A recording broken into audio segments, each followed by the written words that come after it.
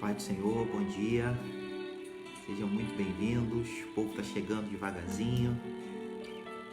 Vamos dar um tempinho aí para o povo começar a chegar, a despertar. Vamos, povo, 10 horas.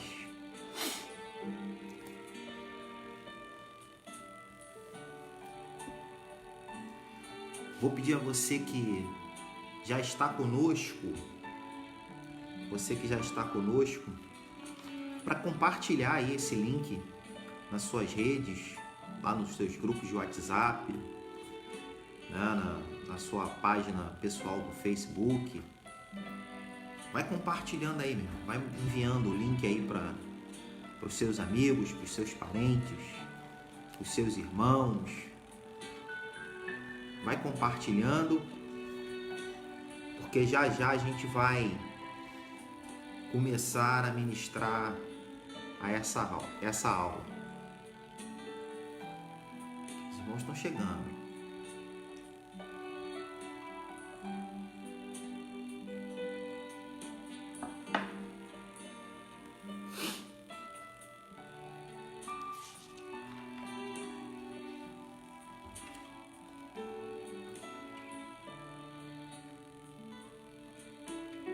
Glória a Deus.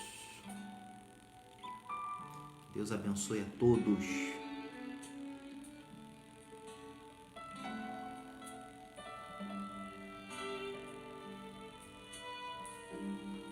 Aleluia. Glória a Deus.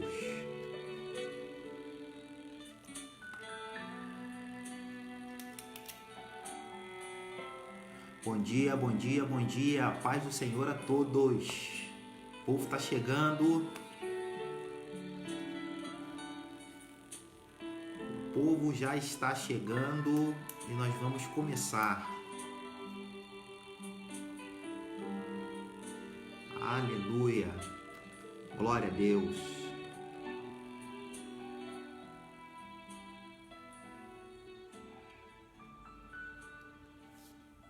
Aleluia. Glória a Deus. Hoje, domingo de Páscoa, e a gente sabe que Páscoa não é chocolate, né? Nós, nesta data, na verdade, o que nos vem à memória, o que inevitavelmente a gente lembra e glorifica a Deus por isso, é a ressurreição do nosso amado Senhor e Salvador Jesus Cristo. Porque Ele vive, posso crer no amanhã. Ele vive e reina para todo o sempre. Quero convidar você a orar nessa hora comigo. Feche seus olhos. Você que está em família aí, dê as mãos. Vamos orar.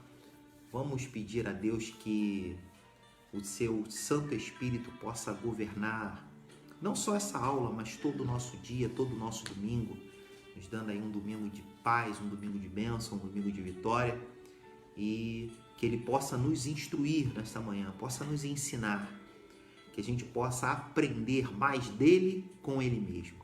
Amém? Feche seus olhos aí. Pai amado, Pai de amor, Pai de eternidade, nós queremos nesta manhã, Senhor, louvar, glorificar, engrandecer o Teu santo nome, te agradecer, Senhor, por essa oportunidade de estarmos juntos, através aqui da página do Facebook, estarmos juntos num só espírito, aprendendo mais de Ti, nos aprofundando nas Tuas Escrituras, sendo guiados e direcionados pelo Teu Espírito. Te pedimos, Senhor, que a Tua misericórdia, que a Tua graça, Senhor, venha sobre nós nessa manhã, que o Senhor possa nos ensinar, que o Senhor possa nos instruir, que o Senhor possa nos explicar, que o Senhor permita nos aprofundar nas Tuas Escrituras, na Tua Palavra, que a gente possa, Senhor, em nome de Jesus, ter um tempo de qualidade na Tua presença, Senhor, um tempo de aprendizado, um tempo, Senhor, de alimento, Senhor, que seja um tempo de alimento, em nome de Jesus. Senhor, eu abençoo a todas essas famílias, a todos esses irmãos que já estão conosco, aqueles que ainda vão chegar, Senhor, aqui nessa live, que o Senhor possa abençoar cada um deles, em nome de Jesus. Amém e amém. Glória a Deus. Meus irmãos, nós estamos na quarta parte do tema renovação espiritual. Quarta parte do tema renovação espiritual. Essa é uma direção que Deus tem dado ao nosso pastor, né, o pastor Tadeu, pastora Liliane. Então é uma estação própria para que haja renovação, e a renovação espiritual, ela se dá principalmente na mente. Principalmente na mente. Ela começa, ela inicia, ela starta pela mente. Então, nós vamos dar início à nossa lição, que a irmã Patrícia preparou, né, com todo o carinho e toda a instrução e revelação de Deus para a nossa vida nessa manhã. O título da nossa lição é a importância da renovação da mente. Então, que nessa manhã você fique bem atento, né? Não deixe nada aí tirar a sua atenção, o seu foco dessa lição. Desliga a televisão, enfim, fique atento, fique focado naquilo que Deus vai ministrar ao nosso coração para compartilhar contigo nessa manhã, porque com certeza é um tempo de crescimento, um tempo de mudanças, principalmente, porque a renovação de mente, ela traz mudanças significativas, importantes para a nossa vida. Bom, a introdução da lição diz o seguinte: todos nós sabemos da importância que a nossa mente tem no corpo. Então, a mente, ela é o comando, a central, aquilo que vai governar as ações do corpo. E ela quem controla tudo em nosso corpo, incluindo a dimensão da razão e das emoções. Então, tudo aquilo que está ligado à razão, a decisões, a tomada de decisões, a interpretação de circunstâncias e de sentimentos está ligado diretamente à nossa mente. A saúde do corpo depende da saúde mental. Então, se a mente não vai bem, se a mente está adoecida, isso reflete no corpo, né? A gente já ouviu muitas vezes isso sendo falado, né? Em televisão, né? Em editoriais, enfim, em livros, sobre doenças psicossomáticas. São doenças que afligem, atingem o nosso corpo a partir da mente, né? Da precariedade de saúde da mente. A mente adoece e aí o corpo sofre as consequências dessa fragilidade da mente. No mundo espiritual não é diferente. A nossa mente continua exercendo um papel fundamental, pois controla o nosso jeito de pensar e agir como cristão. Então, o mesmo impacto, né, de uma mente saudável na vida terrena, nas coisas da terra, no cotidiano, na vida, no movimentar, no agir, né, no viver desse corpo, dessa matéria, também há proporcionalmente a mesma importância na vida espiritual. Nossas ações são o resultado direto dos nossos pensamentos. A gente pensa e age, pensa e age, pensa e age. O nosso adversário sabe bem disso. Por isso que o alvo principal da batalha espiritual é o controle da nossa mente. Porque como imagina em sua alma, assim ele é, diz lá em Provérbios 23, 7. Então aquilo que você pensa acerca de você, acerca do seu entorno, produz em você aquilo que você é. Traz como resultado aquilo que você é. Esse versículo bíblico por si só nos deixa claro saber como é importante que pensamentos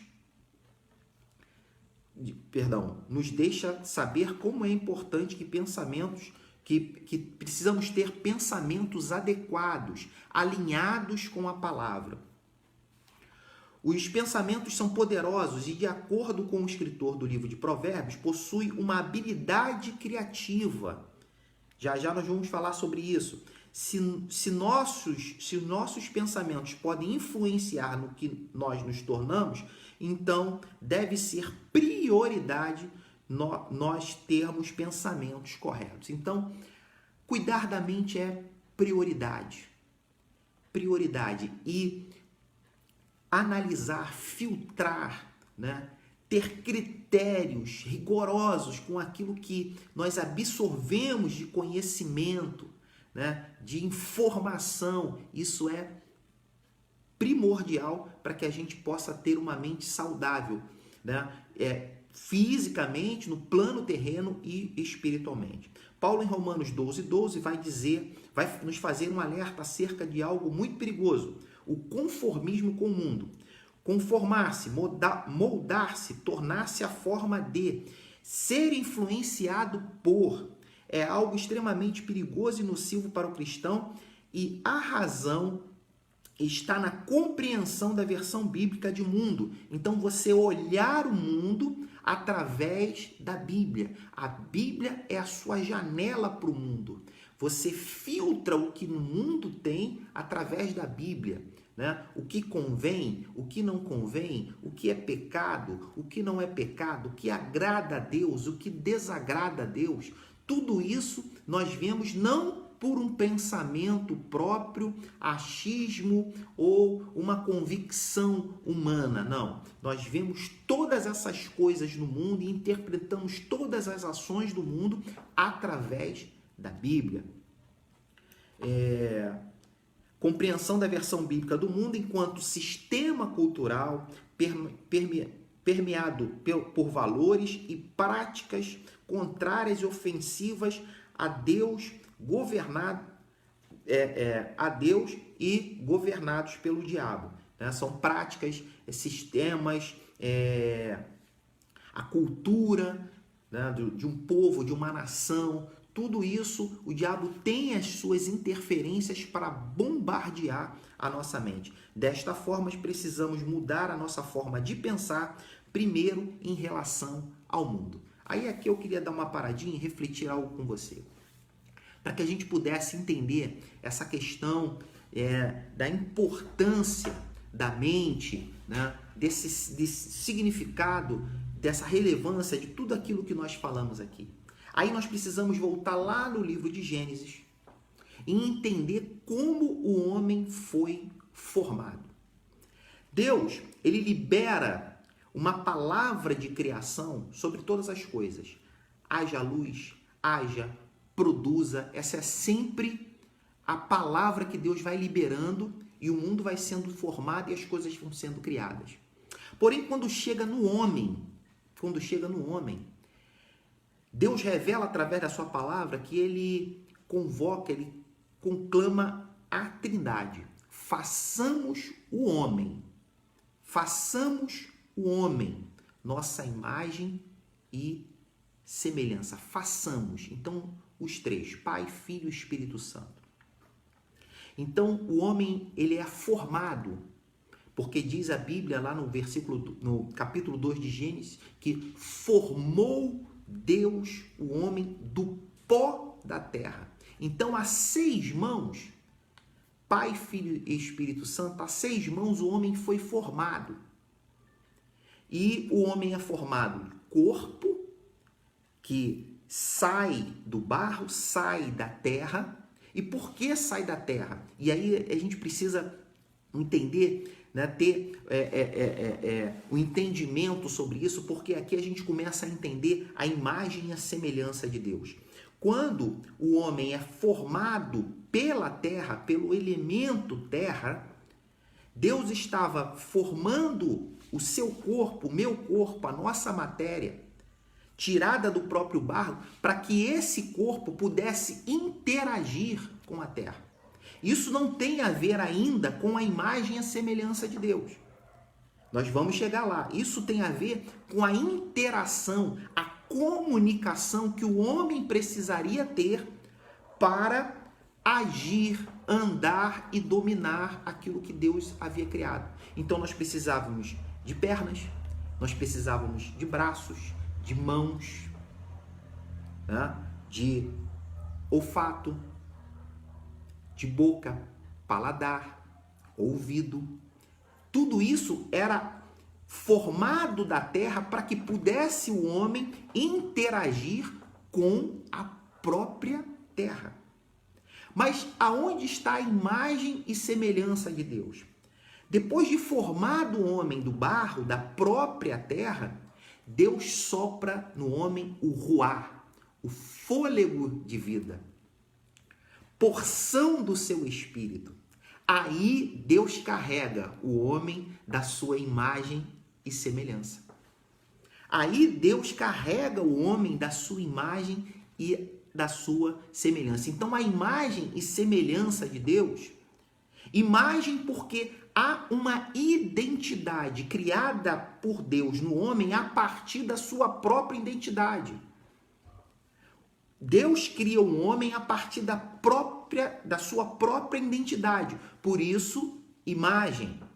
Semelhança, porque o homem carrega características pertencentes ao seu Criador, ao seu Pai.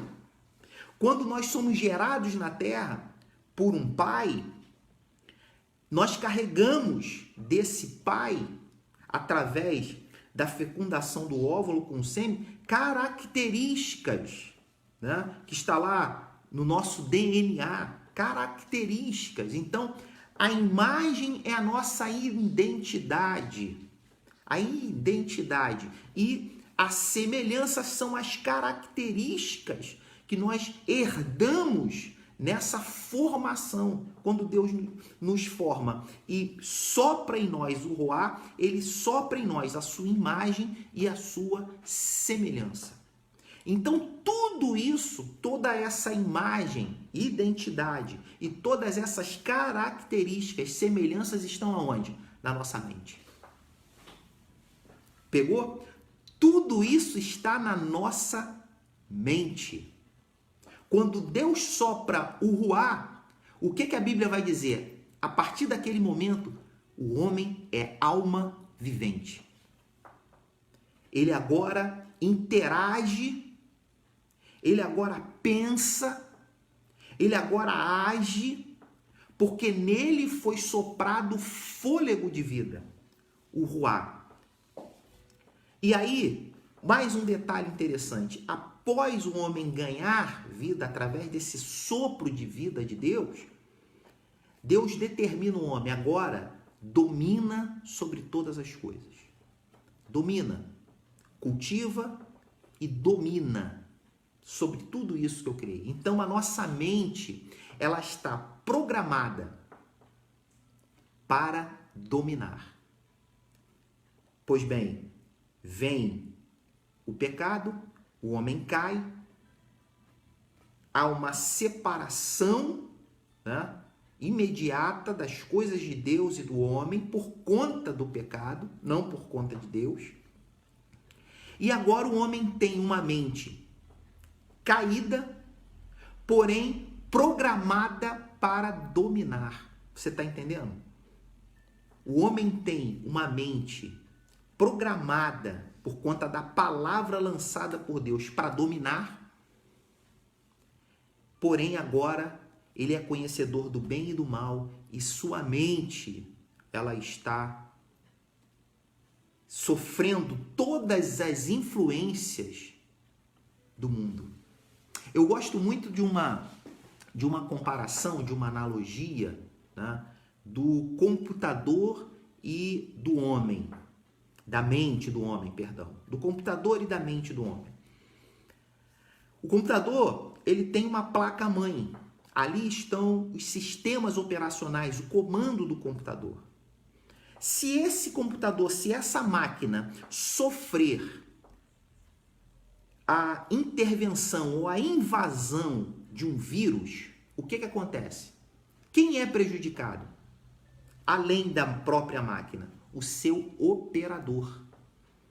O operador, você, eu, que estamos querendo ali controlar, dar as ações, os comandos naquele computador, a gente não consegue, porque o vírus, ele vai subvertendo, ele vai modificando as ações, os comandos que a gente está dando para o computador. A gente manda ele fazer uma coisa, dá um comando para ele fazer uma coisa e ele faz outra completamente diferente, alheio à nossa vontade, porque ele está contaminado por um vírus. Assim é a nossa mente. Quando o pecado entrou na mente do homem, quando Adão pecou e a mente do homem foi contaminada pelo pecado, o operador, que é Deus, dá um comando, mas o homem faz outro. O operador, ele dá um comando, ele continua dando seus comandos, mas o homem não consegue executar os seus comandos porque a sua mente está contaminada pelo pecado. E só há uma maneira do homem voltar a entender, compreender os comandos de Deus e executar. Só há uma maneira. E essa maneira é a conversão, que nós vamos falar mais na frente. É o anular do eu, porque quando a gente, voltando ao computador, quando a gente consegue anular aquele vírus, retirar aquele vírus, limpar o nosso computador, o que acontece? Os comandos começam a ser executados sem problema nenhum. Quando nós somos lavados e remidos no sangue de Jesus, os comandos de Deus começam a ser executados sem problema nenhum. E isso tudo está aqui, ó, na mente. Na mente. Então, é por isso que o diabo, sabendo disso, influencia o mundo com seus sistemas, com as suas artimanhas, com seus estratagemas, para que sempre a mente humana possa sofrer alguma influência maligna. Vamos ler aqui. A Bíblia diz o seguinte: o mundo jaz no maligno. 1 João 5,19. O príncipe desse mundo é o diabo. 2 Coríntios 4,4. Nos quais o Deus desse século cegou o entendimento dos incrédulos, diz a Bíblia. Então, quando eu deixo de crer em Deus, na sua palavra, em Jesus, no seu sacrifício na cruz, eu deixo de crer e passo a viver como um incrédulo, o sistema desse mundo, né, o que está implantado nesse mundo, começa a atingir, a influenciar os meus pensamentos. É o que a Bíblia chama de cegueira espiritual. Como essa cegueira acontece? Ela acontece a partir da minha incredulidade.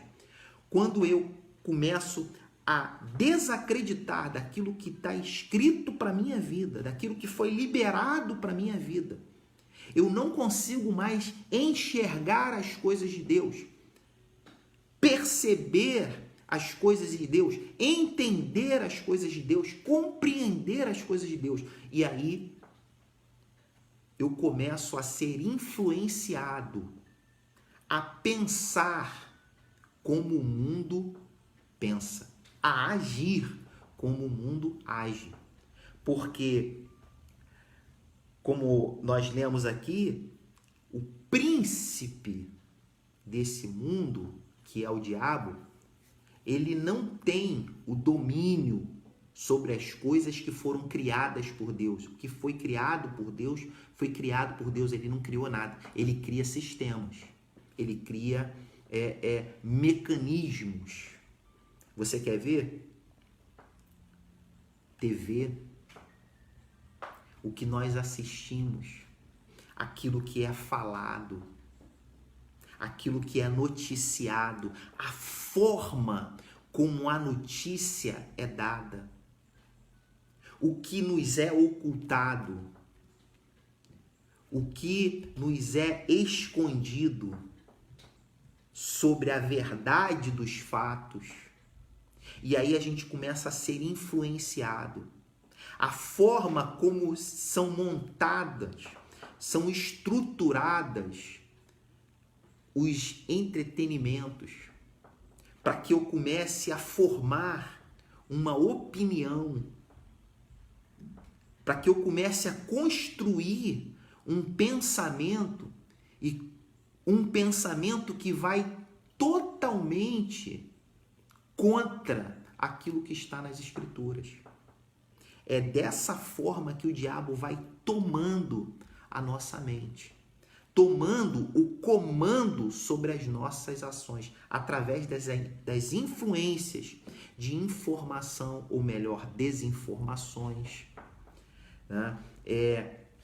Da forma como ele vai nos induzindo a pensar através de sugestionamentos. Tá? Você vê hoje cristãos, homens, mulheres de Deus, aplicando todo o seu coração, né, em decisões humanas, achando que um prefeito, um governador, um presidente vai solucionar algumas coisas, e não vai. E não vai. Porque o sistema, ele já está montado, ele já está estruturado. E quem pode fazer a diferença contra esse sistema que pertence ao diabo, eu não disse as pessoas, eu disse o sistema que pertence ao diabo, é a igreja, com a sua forma, a sua maneira de pensar e agir completamente diferente. Completamente diferente. Mas vamos seguir. Quem ama este mundo não tem o amor do Pai. 1 João 2,15. Não ameis o mundo. O mundo possui apenas 3 coisas: concupiscência da carne, desejo de ter, não de fazer o que Deus tem para que a gente faça, concupiscência dos olhos, desejo de ter o que Deus não quer que você tenha. Isso aqui é forte demais.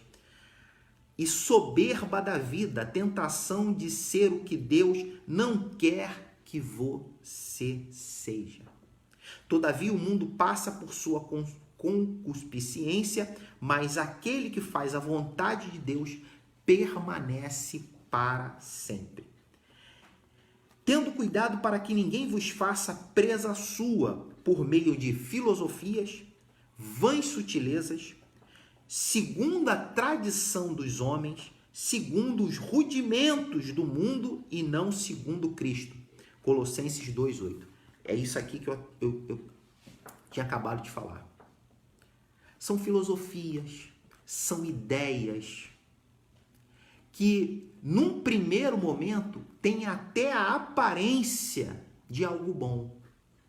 Tem a aparência de algo que está construindo algo bom. Mas se você for ver as bases, os fundamentos, nada tem a ver com a Bíblia. E vai levar ao homem à perdição e à ruína. Então é muito importante que a gente preste atenção, perceba aonde estão fundamentadas determinadas coisas. Quais são os fundamentos? Quais são os propósitos? Muito me preocupa hoje a forma como como a igreja tem se posicionado com relação a alguns temas. Eu não vou falar que temas são esses para não entrar em polêmica, que nosso objetivo não é esse, mas me preocupa porque não são fundamentos bíblicos, não são fundamentos da palavra. Muitas das vezes são só alguns textos ou versículos, alguns versículos isolados que são arrancados de determinados textos para embasar, né, afiançar determinados discursos. E quando, na verdade, você vai ver, nós estamos usando armas terrenas para combater coisas terrenas. Então, o que isso significa? Que nós estamos querendo, com a mesma arma, a igreja, com a mesma arma da terra, combater a terra. Quando, na verdade, há armas celestiais, armas poderosas, liberadas para nós, igrejas, e só para nós, igrejas, para combater os males terrenos. Só que a gente não consegue ter essa compreensão. A igreja não consegue ter essa compreensão porque o seu entendimento, a partir de uma incredulidade, já foi cegado. Já foi completamente tomado. E aí a gente vê a igreja querendo lutar com armas terrenas, né? com armas puras e simples terrenas. E aí você tem vários exemplos. Aonde a igreja não está? Qual é o cargo hoje terreno que a igreja não conseguiu ocupar? Qual é o cargo? Qual é a instituição que a igreja não conseguiu colocar lá pessoas? A igreja está em todos os lugares. Mas eu te pergunto, quais são as soluções reais desses lugares que nós ocupamos? O que isso produziu no mundo? O que isso produziu no Brasil? Hoje nós somos mais de 40 milhões de evangélicos. E o que isso produz efetivamente na nossa nação? De diferente, de impactante, de mudança, de transformação de vida? Nada, porque a maioria está com um pensamento alinhado com o pensamento do mundo. A maioria já se moldou na forma de pensar e agir, já se moldou ao sistema, ao mundo. E a gente não consegue produzir fatos relevantes, impactantes, manifestações profundas da glória de Deus na Terra. E só há uma maneira disso acontecer. Só há uma maneira. Mudando aqui, ó. Mudando a maneira de pensar. Mudando a maneira de agir. Eu vou deixar uma chave para você aqui. Abre a sua Bíblia lá rapidamente no Evangelho de Jesus Cristo, segundo escreveu João, capítulo de número 17. Olha que coisa linda. Capítulo de número 17, versículo é o de número 22. Anota aí, depois você lê com calma para a gente não perder tempo, eu vou ler aqui para você. E eu dei-lhes, Jesus falando, capítulo 17 é uma oração de Jesus com o Pai. É Jesus falando com Deus. Olha só. E eu dei-lhes a glória, se ele está falando a respeito dos discípulos, eu dei-lhes a glória que a mim me deste. Pai, a glória que você me deu, eu transferi para eles. Eu dei a eles. Para que sejam um, como nós somos um. Pega esse código, pega essa chave de vitória. A gente não precisa ser muitos, nós precisamos ser um. Pegou? Nós não temos que ser muitos. A mente da igreja hoje é ser muitos.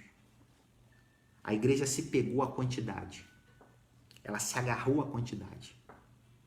Quando, na verdade, ela tinha que se apegar à glória. A glória de ser um. Ah, pastor, o senhor está falando que não precisam de várias agências do reino pela terra? Não. Precisam. Portas precisam ser abertas. Glória a Deus porque em cada esquina tem uma igreja. Glória a Deus porque em toda rua tem uma igreja. Mas a igreja da rua A precisa ser um com a igreja da rua C. A igreja da rua C e da rua A precisa ser uma com a igreja do bairro F. A igreja do bairro F precisa ser uma com a igreja do bairro D. Porque se formos todos um, desfrutaremos dessa glória que Jesus já liberou. Ele não vai liberar, ele já liberou a sua glória sobre os seus discípulos. Está vendo como a nossa mentalidade, a nossa mente, ela precisa ser renovada, precisa mudar. E algumas coisas já entraram no seio da igreja para que a gente pense de forma diferente e se afaste do que está escrito aqui. Eu dei a minha glória, a glória que tu me deste, Senhor, eu dei a eles, para que sejam um, como nós somos um. Como nós somos um. Agora precisa ter um entendimento aqui, ó. Precisa ter uma mudança aqui. Vamos adiante, senão não vai dar tempo. Ô Jesus, a maioria deixa eu abrir um parênteses aqui, a maioria dos crentes tem um inimigo, o diabo. O pregador tem dois, o diabo e o relógio. Então deixa eu correr. É a mente de Cristo dirigindo nossas vidas. Perdão, não li o título, quero correr, não li o título. O que significa uma mente renovada? Então vamos lá, o que significa uma mente renovada? É a mente de Cristo dirigindo a nossa vida. Só tem como Cristo dirigir a nossa vida se a gente for um. Um com Ele e um com nossos irmãos.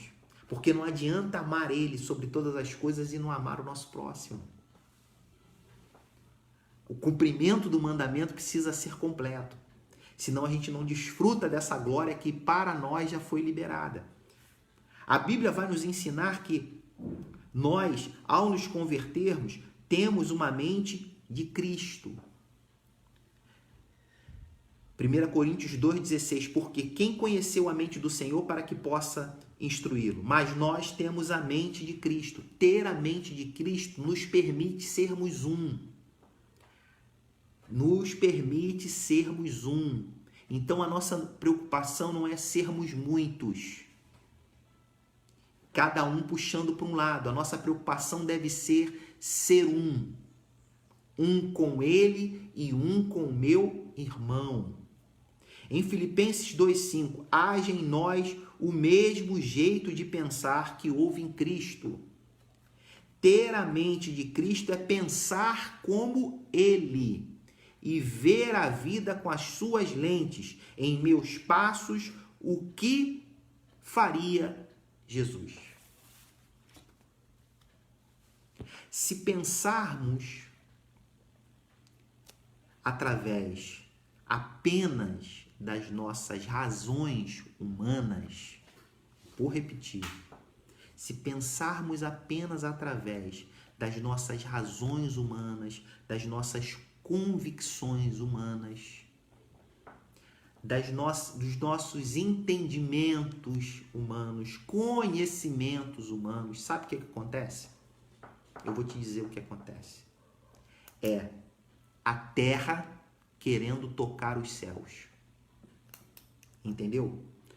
Se pensarmos apenas com os nossos conhecimentos humanos, com as nossas razões humanas, em nome da nossa justiça própria, das nossas convicções, isso é a terra querendo tocar os céus. Aí você deve estar já se perguntando, eu sei disso. Ah, pastor, e a Bíblia? O que a Bíblia diz? Eu quero Bíblia. Então, toma a Bíblia. Gênesis capítulo 11, o povo tinha um só pensamento e objetivo: construir uma torre que tocasse os céus. Mas esse pensamento essa convicção era terrena, era humana, era a partir do conhecimento e da construção de cultura que o povo tinha adquirido na terra. E qual é a relação e a reação de Deus com isso? Vou parar essa construção. Vou parar, porque por esse povo hoje fala uma mesma língua. E não vai haver limites para esse povo se eles continuarem pensando de forma terrena, iguais, mas de forma terrena. Não vai haver limite. Então vou espalhar esse povo, vou dar para cada um uma língua e vou espalhar esse povo para parar com isso. Porque nós não podemos fazer ou querer construir coisas na terra para tocar o céu. Tem que ser o contrário. Uma mente renovada, uma mente com compreensão de que não pode se moldar ao mundo, ela faz com que os céus toquem a terra. Aleluia. Quando eu mudo a minha compreensão e maneira de ver o mundo, eu olho para os céus, eu não olho mais para a terra, eu olho para os céus. E o meu olhar, o meu coração, a minha mente voltada, querido, o que Jesus vai dizer?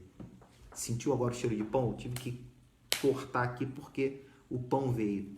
Buscai primeiro as coisas que são de cima, o reino de Deus e a sua justiça. E as demais coisas, que são as coisas terrenas, vos serão acrescentadas. Então eu preciso fazer com que o céu toque a terra. Uou! Mais um pão, mais um código. Jesus, quando vai realizar a Páscoa com os seus discípulos, ele fala o que para os seus discípulos? Segue lá o homem com cântaro, ele vai levar vocês para um lugar, uma casa, e nesta casa vai ter o quê? Um cenáculo preparado. Vai ter um cenáculo preparado. Cenáculo, no grego, quer dizer anageon, um lugar acima da terra. Anageon, um lugar acima da terra. Querido, são os céus que precisam tocar as terras. A terra ali, espiritualmente, nós sabemos que não era só uma ceia por conta da Páscoa, era a nova aliança de Deus com a humanidade através do seu Filho amado Jesus Cristo. Então o lugar não podia ser terra, o lugar tinha que estar acima da terra. Então toda vez que os meus pensamentos são apenas terrenos, Senhor, me dá um carro, Senhor, me dá uma casa, Senhor, me dá um marido, Senhor, me dá uma esposa, Senhor, me dá isso, me dá aquilo, são só limitações terrenas. Eu vivo nesse mundinho de limitações terrenas, eu estou querendo fazer a terra tocar aos céus. Eu estou invertendo a ordem das coisas, quando na verdade, olha o cheiro de pão aí. O que Jesus fala para os seus discípulos quando os discípulos perguntam: Senhor, me ensina a orar? Ele ensina o Pai Nosso, você sabe muito bem disso. E o que está escrito lá no Pai Nosso? Venha o teu reino.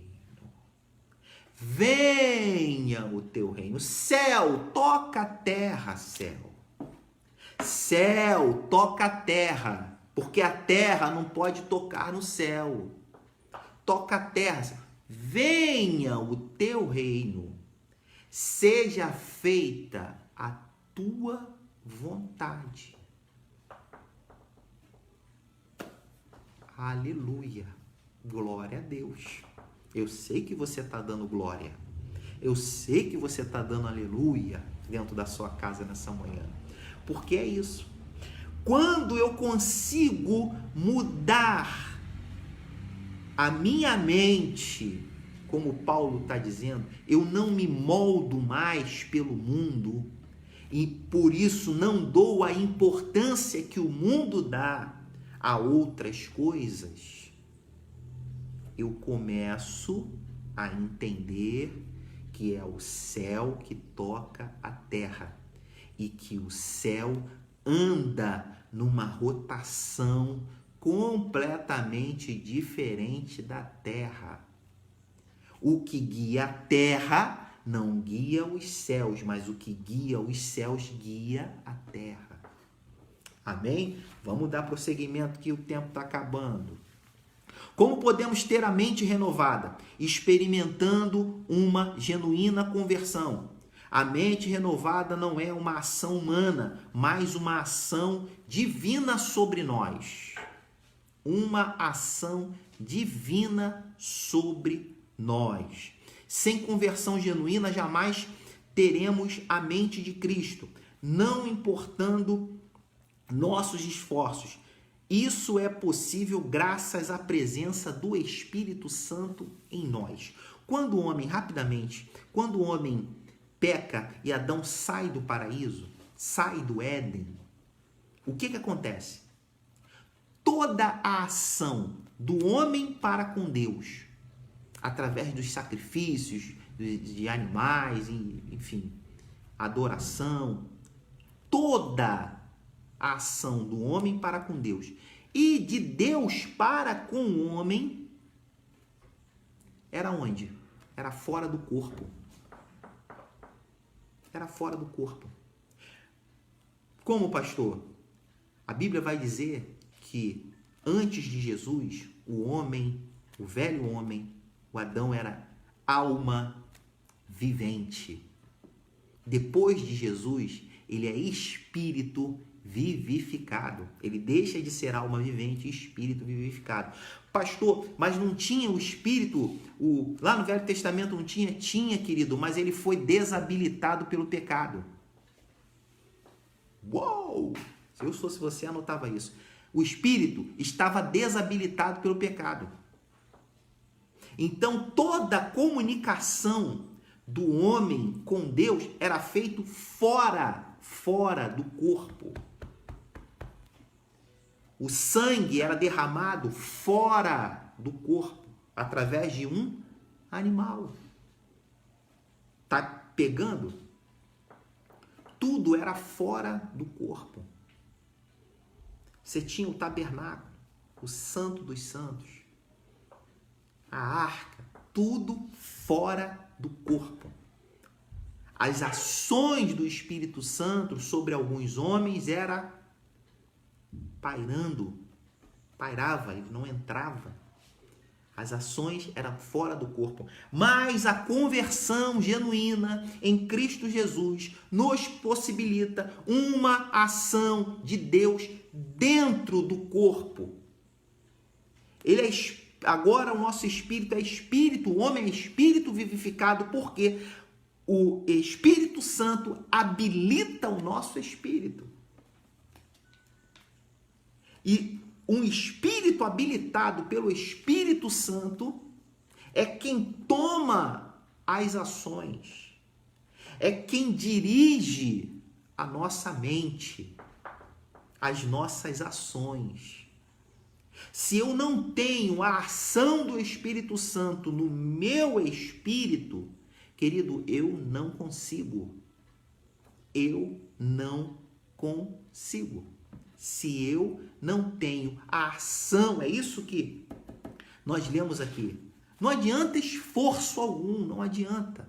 O homem pode se esforçar que ele não vai conseguir. Ele precisa da ação do Espírito sobre o seu espírito. E isso acontece dentro, não mais fora. Então, nada que você faça fora vai impactar o que está dentro. Agora, tudo que você fizer dentro vai impactar o que está fora. Uou! Pegou? Tudo que você fizer dentro vai impactar o que está fora. Agora, nada que você fizer fora vai impactar o que está dentro. Não vai. Vamos seguir. Essa mente de Cristo produz um jeito de pensar oposto ao jeito antigo. Então o homem deixa de ser alma vivente para ser espírito vivificado. Há uma ação dentro de nós, em nosso espírito, pelo Espírito Santo que habita em nós, que transforma essa natureza. Lembra quando eu falei que o homem estava debaixo de uma palavra de domínio, que ele seria dominador? Você imagina o homem sem o Espírito Santo, com essa natureza de dominador. Por isso é que se eu não morrer, se eu não entregar a minha vida e não morrer, querido, não vai. Porque eu vou querer, o meu eu vai dominar tudo, porque isso é uma tendência natural do homem, dada ao homem na sua formação no Éden. Você foi criado para dominar. Só que essa natureza foi corrompida e você não consegue mais dominar sem fazer o mal. E para dominar sem fazer o mal, por causa da natureza corrompida, eu preciso morrer e deixar o Espírito Santo governar a minha vida através do meu espírito. Uou, diz a Bíblia, que caindo o grão de trigo na terra, se não morrer, não produzirá fruto. Mas se morrer, produzirá frutos. Então é necessário morrer. Esse morrer é eu abrir mão do meu eu. Abrir mão do meu eu. E deixar o Espírito Santo governar através do meu espírito. Deixa eu deixar mais uma para você aqui, posso? Quanto mais do teu eu existe em você, menos de Cristo você tem. Uou, vamos lá. Enchendo a mente da palavra de Deus. Ao nos convertermos, nosso espírito é religado imediatamente a Deus, ó. Entendeu a habilitação do espírito?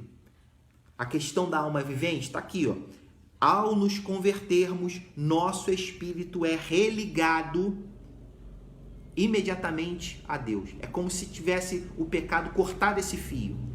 Quando eu me converto, Jesus vai lá e liga esse fio de novo. Mas nossa alma, e especialmente nossa mente, ainda está com padrões de pensamento que recebemos do mundo. Voltando ao computador, quando o computador sofre uma intervenção, uma invasão de vírus, e depois você vai lá e limpa e tira esse vírus, o que precisa ser feito? Uma reconfiguração. Por quê? O vírus tirou algumas coisas de lugar. Algumas você até perdeu e não vai ter mais. Você vai precisar reconquistá-las, reconstruí-las. Não é assim que a gente faz com o computador? A gente precisa reinstalar alguns programas. A mesma coisa é a nossa mente. Ela está cheia de padrões por conta da invasão do pecado. A gente vai ter que limpar tudo e reconstruir algumas coisas, reorganizar outras da maneira certa, seguindo o nosso manual de instrução. Tem coisa que você só vai conseguir a partir do seu manual de instrução, que é a Bíblia. Vamos em frente. É preciso substituí-los, trocar antigos valores por valores do reino. Fomos transportados do império das trevas para o reino de Deus. E agora precisamos aprender a viver de acordo com as leis, a cultura e os valores da nossa cidadania. Querido, você volta à terra natal. Você está voltando à terra natal. Nesse ponto entra em cena o segundo princípio, a palavra de Deus. A segunda carta aos Coríntios 10, 4, 5 indica claramente que devemos conhecer suficientemente bem a palavra de Deus para não sermos presas fáceis do inimigo. Qualquer pensamento que tente exaltar a si mesmo, além da palavra de Deus, deve ser lançado fora e levado cativo a Jesus Cristo. Nessa passagem, o apóstolo Paulo nos diz que temos as armas que precisamos para dominar as fortalezas de Satanás. Lembra das armas? Jejum, oração. São armas poderosas. Aleluia. João 17 diz assim: glória a Deus. Um grande reformador já dizia: ou a Bíblia nos afasta do pecado, ou o pecado nos afasta da Bíblia. Ele nos conscientiza de nosso pecado. Salmo 119, 11. E nos apresenta um caminho da santidade. Querido, 17, João 17. Santifica-os na verdade. A tua palavra é verdade. Quer ser santo? Lê Bíblia. Quer ser santo? Deixa a palavra te limpar. Jesus vai falar aos seus discípulos: vós já sois limpos, e limpos pela palavra.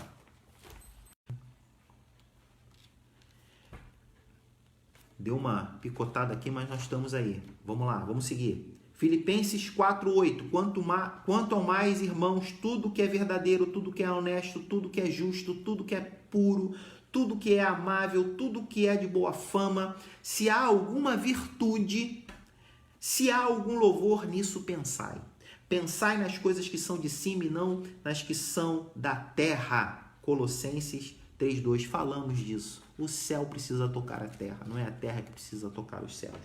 Pensai na restauração da família, pensai na restauração ministerial, pensai no serviço do reino de Deus, pensai em restabelecer a comunhão com Deus, pensai na renovação ministerial, resgatando o que se perdeu. Querido, eu quero encerrar dizendo o seguinte. Já viu no final do ano que as pessoas, principalmente no final do ano, isso acontece muito. Eu moro aqui próximo a uma Leroy Merlin e chega dezembro, aquilo lá tá lotado de gente. Tá todo mundo reformando a sua casa, tá todo mundo comprando tinta. Por quê? Porque os 12 meses que se passaram trouxeram algum desgaste. Os desgastes, eles sempre vão existir. Inclusive para nós que estamos na igreja, estamos no altar, estamos na obra, sempre haverá um desgaste. E toda vez que há desgaste, todo momento que há desgaste, deve haver uma renovação. Deve haver uma renovação. A vida familiar há um desgaste, a vida ministerial há desgaste. O seu relacionamento de Deus, embora ele não se desgaste, você se desgasta com as lutas, com as perseguições. E sempre deve haver um momento da gente ir na nossa Leroy espiritual e nos renovar, pintar, reformar, reparar. Algumas coisas precisa ter novo, o velho tem que sair e o novo tem que entrar. E tudo isso parte aqui. Renove a sua mente sempre. O que serve para hoje não vai servir para amanhã. Porque a vida em Deus é uma vida de constante novidade. Constante novidade. Esse é um princípio que Deus tentou ensinar ao povo lá no deserto com maná. Eu tenho uma provisão para cada dia. Renova a sua mente. Pensa diferente. Pensa diferente. Eu tenho uma provisão, um sustento para cada dia. Basta a cada dia o seu mal. Então não viva no passado. Nem tente antecipar o futuro. Renove a sua mente hoje.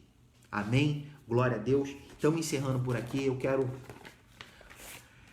pedir a você que pode, que está com desejo no coração, que quer fazer isso com alegria, oferte.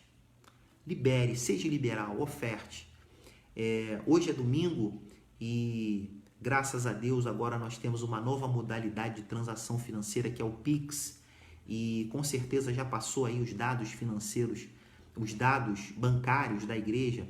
E o nosso Pix é o CNPJ da igreja. Se você não sabe, passa aí uma mensagem, pede. Com certeza alguém vai te enviar aí o nosso CNPJ, o CNPJ da igreja é o nosso Pix. E se você fizer uma oferta agora, imediatamente essa oferta vai para a conta da igreja e você vai ser útil também dessa maneira ao ministério. Você já é útil ao ministério pelas suas orações, pela sua presença, pela sua contribuição, pela sua presença aqui nas lives, pela sua presença compartilhando os materiais da igreja, mas você também é útil da igreja, colocando os seus bens. Quando eu digo seus bens, é o seu recurso financeiro, aquilo que você pode, aquilo que você quer dar com alegria.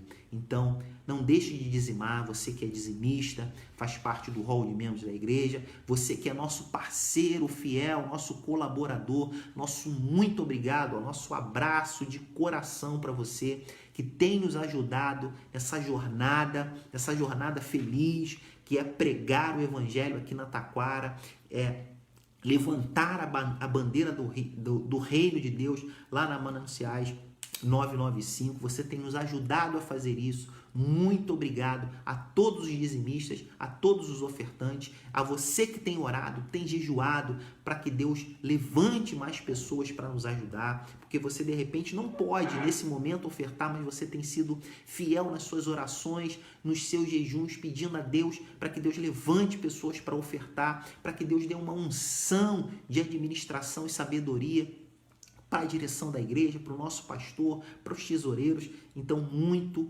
obrigado. Eu quero orar por você dizimista, orar por você ofertante, orar por todos os pastores e bolsas apostólicas do reino, de agências do reino, e já a gente vai terminar. Senhor, nosso Deus, nosso Pai, eu quero orar por todas as ofertas e todos os dízimos entregues nesta manhã e nesse dia na tua casa. Muito obrigado, Senhor, porque o Senhor tem sido fiel, não tem deixado o teu povo pedir emprestado, mas o Senhor tem feito o teu povo prosperar e provar de coisas extraordinárias. Muito obrigado, Pai. Continua conosco nesse domingo, em nome de Jesus. Amém. Querido, mais tarde às 16h30 nós temos o nosso culto presencial e online. Você que pode estar conosco, né, respeitando todos os protocolos já divulgados aqui e em todos os nossos outros trabalhos, os protocolos, máscara, álcool gel, distanciamento, tudo aquilo que já há mais de um ano a gente já sabe, estão sendo respeitados e continuarão sendo respeitados, mas hoje nós estamos lá presencialmente e online. Você que pode, esteja conosco a partir das 16h30 nosso culto de celebração. Você que não pode, continue nos acompanhando aqui pelo Facebook ou pelo YouTube, porque também transmitiremos esse culto online. Amém? Terça-feira tem chamados para vencer. Na quinta-feira nós teremos a nossa imersão com o nosso pastor Tadeu, pastora Liliane, em nome de Jesus. Sábado que vem tem o culto das mulheres, se eu não me engano, mulheres me perdoem, acho que é a partir das 16 horas, então você, mulher, está convidadíssima a estar no culto das mulheres. E domingo que vem tem algo muito especial, que é a nossa cantata de Páscoa, ou musical de Páscoa. Tá? O pessoal está ensaiando, está preparando algo muito bonito para domingo que vem no nosso culto presencial e online, e com certeza às 10 da manhã no próximo domingo você vai ter outra lição ainda falando sobre renovação de mente, renovação espiritual, que tem abençoado ricamente a nossa igreja. Amém? Vamos orar. Para encerrar, eu agradeço a você a sua presença e peço desculpa aí pelos minutinhos que passei, tá bom? Deus amado, Deus da glória, muito obrigado por mais essa aula. Abençoa o teu povo, Senhor, em nome de Jesus. Guarda, livra de todo mal e nos dá um restante de domingo abençoado na tua presença. Em nome de Jesus. Amém. Que o grande amor de Deus Pai, a graça salvadora e libertadora do nosso amado Senhor e Salvador Jesus Cristo, as doces consolações e intimidades do Santo Espírito de Deus, seja sobre todo Israel de Deus na face da terra e sobre todo o povo de Deus nesse lugar, e que todos digam amém. Que Deus te abençoe. Feliz Páscoa. Um domingo abençoado para você e para sua família.